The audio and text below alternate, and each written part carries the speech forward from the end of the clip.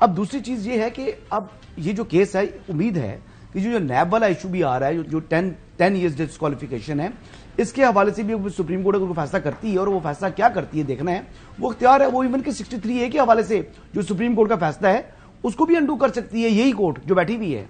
तो मतलब इसमें 187 रेड विद 184(3) वो सुप्रीम कोर्ट के पास इख्तियारात की कमी नहीं है।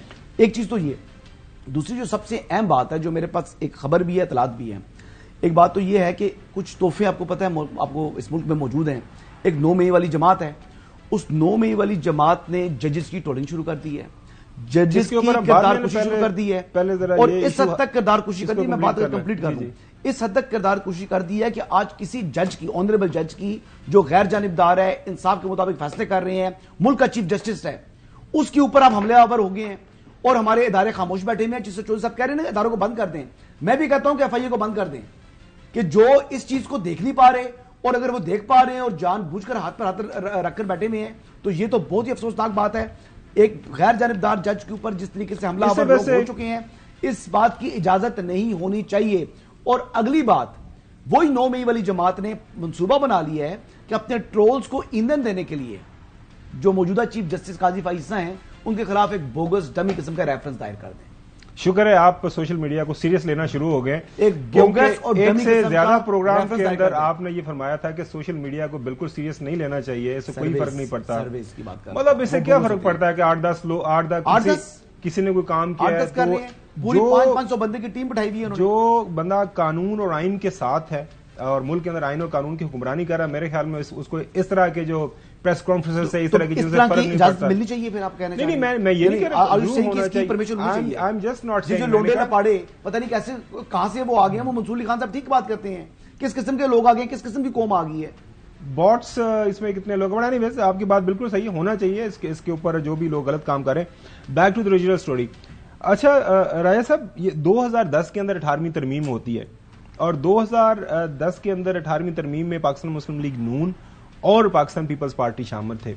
62-63 के ऊपर जो है सैर हसल बहस होती है, उसके अंदर आपको याद होगा नैब के कानून के अंदर भी तब्दीली होती है। और जो हसन बात कर रहे हैं कि जनाब अल्लाह वो जनाब गद्दारी की सजा 5 साल, और जनाब या आपने कोई माली बदयांती किया उसकी सजा ताहियात, तो ये किसने ठीक करना था? मतलब ये सारे का सारा मुद्दा फिर अदालतों के ऊपर या उनके ऊपर तो बोझ नहीं डाल सकते ना। ये तो काम तो हमारे सियासतदानों का ही था। जब 18वीं तरमीम हो रही थी तो आप उस टाइम सारे काम करने चाहिए थे, क्योंकि उसके बाद तो कोई बड़ी कानून साजी, आईनी कानून साजी नहीं हुई।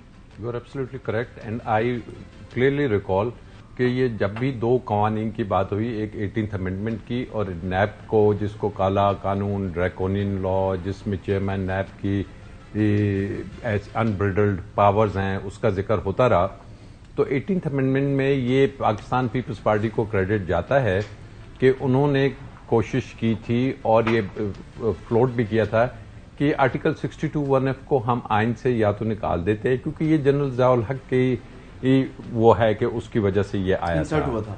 तो उस वक्त फिर मुस्लिम लीग नून ने उससे इनकार किया था, एग्री नहीं किया। ज़ाहिर लेगेसी थी जनरल ज़िया की, कैसे उसको, और उसके बाद इसी तरीके से नैब के बारे में भी आपको याद होगा कि जब यूसुफ रोजा गिलानी आए थे, उन्होंने पहली फ्लोर पे आके स्पीच ये की थी कि नैब के अदारे को खत्म करना चाहिए। ये जो भी करना चाहते थे, पीपल्स पार्टी चाहती थी उसको अमेंड करना, लेकिन उस वक्त अगेन पाकिस्तान मुस्लिम लीग नून ने उसमें अमेंडमेंट्स नहीं की।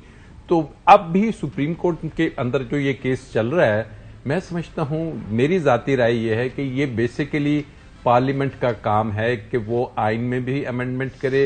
इसका जो असल, जो ओरिजिनल, जो एक्यूरेट इसका हल होगा ना, वो यही होगा कि ये कॉन्स्टिट्यूशनल अमेंडमेंट की जाए। ये आप इलेक्शन एक्ट 2017 की अमेंडमेंट को छोड़ दें।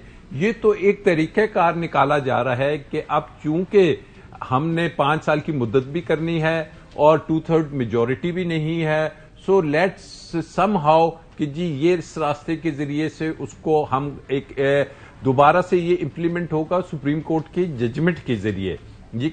तो अब इसका असल तरीका तो यही था कि आइन के आर्टिकल 62(1)(f) में, जैसे कि बाकी उसके साथ एनेबलिंग या उसके जो सब क्लॉजेज हैं इसी आर्टिकल 62 की, उनमें दी हुई है 5 साल है, 2 साल है, तो उसमें ले आते अमेंडमेंट करके, तो शायद इस पूरे चक्कर में घुसना ही नहीं पड़ता। बट अनफॉर्चुनेटली पार्लियामेंट जो सा है वो तो ये काम लेजिस्लेशन सिर्फ इतनी हद तक करती थी कि जिससे पर्सन स्पेसिफिक किसी को फायदा हो। तीसरी दफा बात सुने, जिन जजेस ने ये फैसला दिया प्राइम था, मिनिस्टर बन जिन जाऊं। जजेस ने ये फैसला दिया था राय साहब, वो भी तो वापस रिमांड कर सकते थे कि मैटर रेफर कर चले। सकते थे पार्लियामेंट को, चौधरी गुलाम साहब बताया कि तायात नैली कितनी है, बिल्कुल सही क्योंकि कह उस टाइम नवाज शरीफ को लटकाना था, इसलिए नैली की मुद्दत तायात होगी जी। बलोच साहब के केस में भी जो नैली की मुद्दत कर दी 5 साल, 5 साल की जगह तायात, तो कहते हैं ना कि रिमांड करते। यही बात जो आप कह रहे हैं, यही तो उस वक्त भी तमाम लोगों ने ये बात की थी। बिल्कुल करना चाहिए था सुप्रीम कोर्ट को। अच्छा, चौधरी गुलाम साहब जो है, अब आपको ये हालातों का क्या तो आपके सामने है, और खासतौर पर एक तो आज खुशी की खबर है हमारे लिए कि जो सोशल मीडिया को कम से कम सीरियस लेना शुरू कर दिया है। पहले तो हम कहते नहीं सोशल मीडिया को बिल्कुल सीरियस नहीं लेना चाहिए। पिछले दिनों मैंने एक वो कर दिया, वो जो पोल कर दिया, उन्होंने कहा जी देखा सारे बॉट्स हैं। आपको मैं कहता हूं बिल्कुल आपको जो सीरियस नहीं लेना चाहिए सोशल मीडिया को। तो अब क्या ये हमारे मुल्क की अदलिया जो है, अदालतें हैं, या बाकी जो मुख्तलिफ जगहों के ऊपर फर्ज करें कोई अपना अगर इस तरह की बात करता है तो वो एक सोशल मीडिया से इन्फ्लुएंस हो जाएंगे? मेरे ख्याल में ना कोई हो रहा है और ना ही इससे कोई फर्क पड़ेगा। माजी के अंदर भी इस तरह के लोग करते रहे हैं, बदजुबानी, कोई मुल्क से बाहर बैठे आगे पीछे, इससे क्या फर्क पड़ता है? यानी खाबर साहब, पहले तो राजा आमर अब्बास जैसे एक्सपीरियंस, और उन्हें नैब का भी एक्सपीरियंस, मुझे ये बताएं, वो आप बार बार कहते जी बेटे की तनख्वाह नहीं ली, और भाई वो एक मनी लॉन्ड्रिंग के लिए फर्म थी, उसके ये चेयरमैन थे, और वहाँ इन्होंने एडमिट किया कि मैं ये हूँ, ये मैं इसका मुलाजिम मौजूद हूँ, ये वहाँ से अरबों रुपए पाकिस्तान का लूटा हुआ उसको यानी मनी लॉन्ड्रिंग की जा रही थी, उस फर्म में इन्होंने एडमिट किया था। इसलिए जजों ने मुतफिका फैसला दिया, बाकी इसलिए रेफर कर दिया कि वो एडमिशन ऑफ फैक्ट नहीं थी।